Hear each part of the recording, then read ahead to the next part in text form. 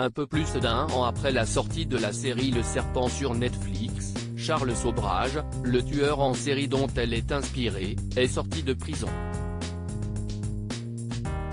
De retour en France, il s'est exprimé et s'est dit innocent des faits pour lesquels il a passé 19 ans derrière les barreaux au Népal. L'année 2021 avait été celle de Tahar Rahim, nommé au Golden Globe dans la catégorie meilleur acteur dans un film dramatique pour son rôle dans The Mauritanian, désigné coupable, en VF. Peu après, il avait été ovationné pour son interprétation dans la série Netflix The Serpent. Découpée en 8 épisodes, celle-ci retraçait une année de la vie du tueur en série Charles Sobhraj, incarcéré au Népal après avoir été soupçonné d'avoir tué une vingtaine de touristes dans les années 70 à Bangkok, en Thaïlande. Habituellement, j'essaye de trouver des ponts psychologiques entre mon personnage et moi, mais ici, il n'y avait rien. Pour des gens ordinaires et équilibrés, nous ne savons pas ce que c'est de ne pas avoir d'empathie. C'est un meurtrier, un manipulateur. Il est ce que vous ne voulez pas être, avait expliqué Tahar Rahim dans les colonnes du Guardian. Mais alors que la série a connu un succès retentissant, les fans de cette dernière seront surpris d'apprendre que le tueur en série est sorti de prison.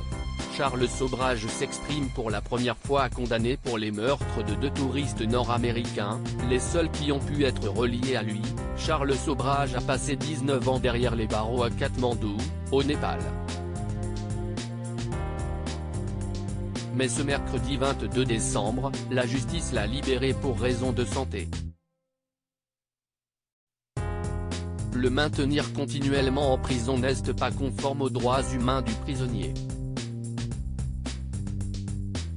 Le tueur en série a besoin d'une opération à cœur ouvert et sa libération est conforme à une loi népalaise autorisant la libération des prisonniers alité ayant déjà purgé les 3/4 de leur peine, ont déclaré les magistrats. Ce samedi 24 décembre, celui que tout le monde surnomme le Serpent est donc arrivé en France, à l'aéroport Roissy-Charles de Gaulle, à Paris, à bord d'un avion en provenance de Doha, au Qatar. À un journaliste de l'AFP présent dans son avion, il a déclaré « Je suis innocent dans tous ces dossiers. Tout a été bâti sur de faux documents.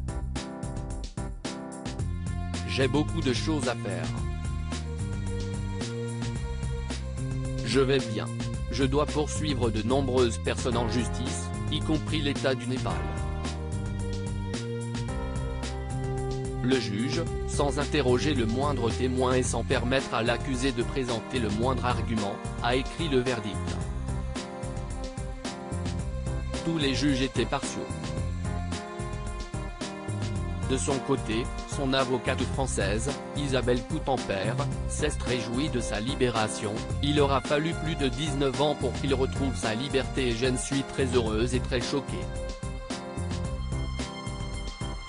Il a été condamné injustement sur un dossier fabriqué avec des pièces falsifiées par la police népalaise. C'est un scandale, on le présente comme un tueur en série, ce qui est complètement faux, a-t-elle déclaré. Affaire à suivre.